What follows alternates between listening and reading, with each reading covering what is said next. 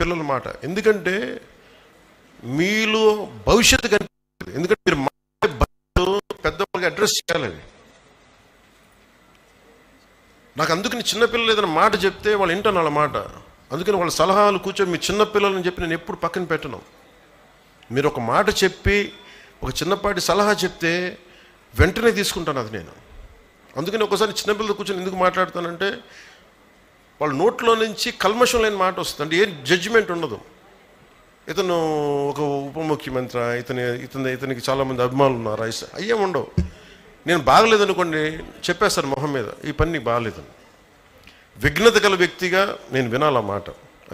నేనే కాదు, పెద్దవాళ్ళు ఎవరైనా సరే. అందుకనే పిల్లలు పర్యావరణం గురించి చెప్తుంటే చాలా వినాలి. ఇందాక పాప వేసిన డ్రాయింగ్ అది ఏదో ప్రైజ్ కోసం వేయాలి.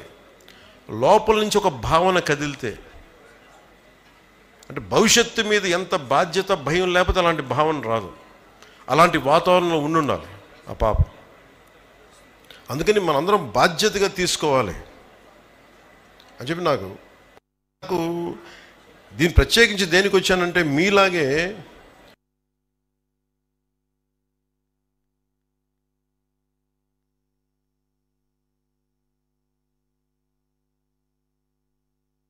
ఇందాక మనం చూసాం కదా అక్కడ నీటి దాన్ని ఏమంటాం, సముద్రపు తెలుగులో ఏమంటాం, సముద్రపు కాదమ్మా నేను అనేది సముద్రపు తాబేళ్ళ లేదా ఎవరుందన్నమాట. మీరు చెప్పండి. మీ పేరు భోగిరాజా? మీ పేరన్నా భోగిరాజు? భోగిరాజు గారు. సముద్రపు తాబేళ్ళు అంటారా? అంటే సముద్రపు తాబేళ్ళని సంరక్షించడానికి డాక్టర్ సుప్రజాధరణి గారు, టి రాజ్, సూరజ్ గారు, చంద్రారెడ్డి గారు, సోమేశ్వర్, వీళ్ళతో పాటు నరేష్ గారు, వెంకటేష్ గారు, లక్ష్మయ్య గారు, జాలయ్య గారు, భోగిరాజు గారు. నేను అడిగి ఎంతమంది మీకు ఆర్గనైజేషన్లో పనిచేస్తారంటే, ఒకప్పుడు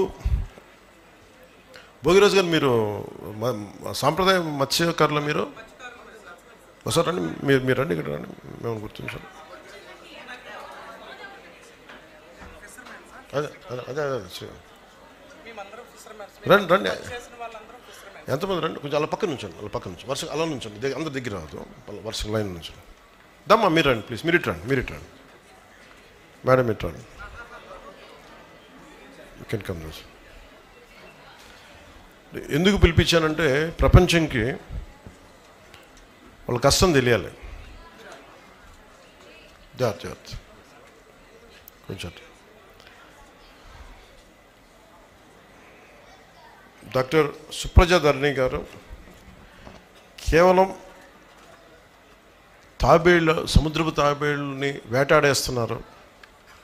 ఒకప్పుడు మత్స్యకార వృత్తిగా ఎంచుకున్నప్పుడు ఇక్కడున్న మన మత్స్యకార సోదరులందరూ కూడా వాళ్ళ వలల్లో చిక్కుకుపోయాయి.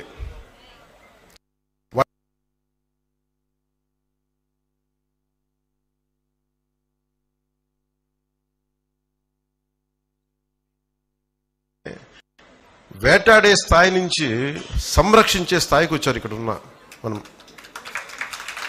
ఇంతకుమించి గొప్పదే ఉంది చెప్పండి. ఇప్పుడు అటవీ శాఖ చేసింది, అటవీ శాఖ మంత్రిగా నేను మాట్లాడుతున్నానంటే దాంట్లో పెద్ద విషయం కాదు. అది వాళ్ళకి అది అవసరం లేనిది, పట్టించుకోకర్లా. కానీ నిజంగా భూమాతని నమ్మితే, ప్రకృతిని నమ్మితే, ప్రకృతిని పూజిస్తే వాళ్ళ సహజమైన వృత్తిని కూడా అర్థం చేసుకొని దీన్ని మనం పట్టకూడదు, సాంప్రదాయ వృత్తి దీనికి సంబంధించి పట్టుకోకూడదని అడవులు వలల్లో చిక్కితే వాటిని జాగ్రత్తగా కట్ చేసి, ఒక్కొక్క వల కట్ చేయడం అంటే కూడా నష్టపోవడం అనమాట. వాళ్ళు నష్టపోయి ఆ వలలు కట్ చేసేసి మళ్ళీ వాటిని వదిలేయటం. అంత మనస్ఫూర్తిగా అంటే మనం అనుకుంటాం కదా ఒక్క మనిషి ఏం చేయగలరని, ఒకళ్ళు అనుకుంటే చేయగలరు. నేను చాలాసార్లు చెప్తాను, one man's courage makes a majority. ఒక్కళ్ళు అనుకుంటే చాలు. ఇక్కడున్న ఒక్కొక్క బిడ్డ, ఆడబిడ్డ కానీ అబ్బాయి కానీ, స్కౌట్స్ అండ్ గైడ్స్లో ఒక్కొక్కళ్ళు కానీ ఈ దేశాన్ని, ఈ సమాజాన్ని మార్చగలిగే శక్తి సత్తా ఉన్నవాళ్ళు మీరు.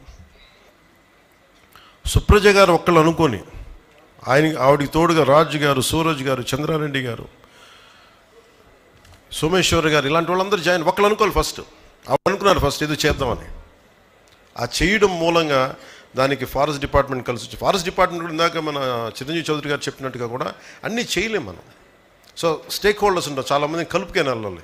ఆ కలుపుకుని వెళ్ళే భాగంలో మనకి సుప్పజ గారు రావటం, ఇవన్నీ చాలా కదిలించేసింది మనకి.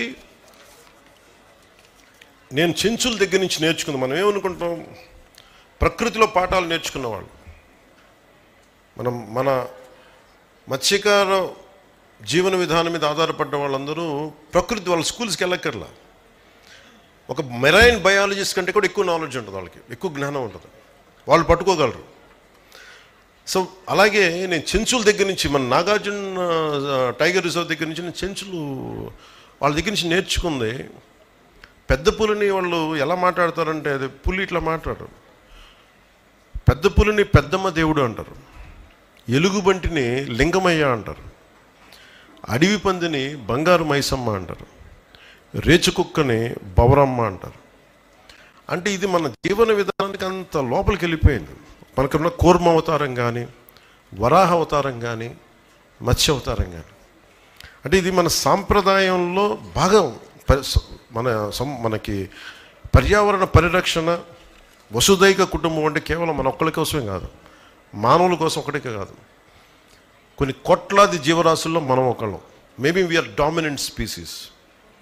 మేబీ మనం డామినేట్ చేసేసాం మన టెక్నాలజీతోటో, మన ఎవాల్వ్మెంట్ వాళ్ళతోటో. కానీ మనం అర్థం చేసుకోవాల్సిన, మనం ఎదగని మన మీద డిపెండ్ అయిన జీవరాశుల్ని, ఆధారపడ్డ జీవరాశుల్ని కాపాడటమే దీని ముఖ్య ఉద్దేశం. అందుకే ఈ వారోత్సవాలకు వచ్చిన మీ అందరికీ కూడా ప్రత్యేకించి నా మనస్ఫూర్తిగా నా ధన్యవాదాలు. టీచర్స్కి అందరికీ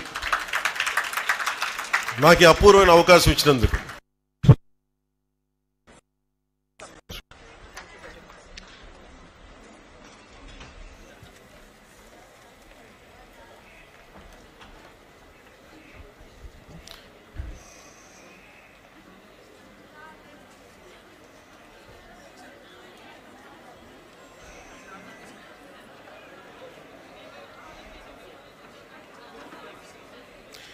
ఇక్కడికి వచ్చినప్పుడే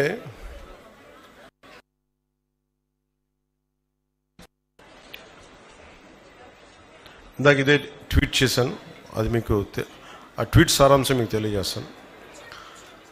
ecological conservation is not an option, an absolute necessity.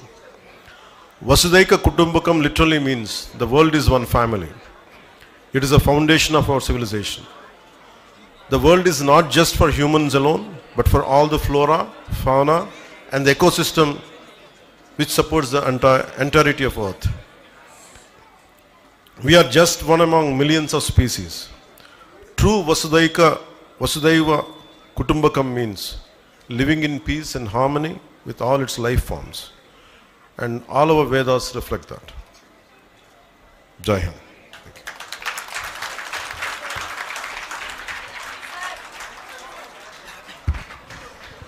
Thank you sir.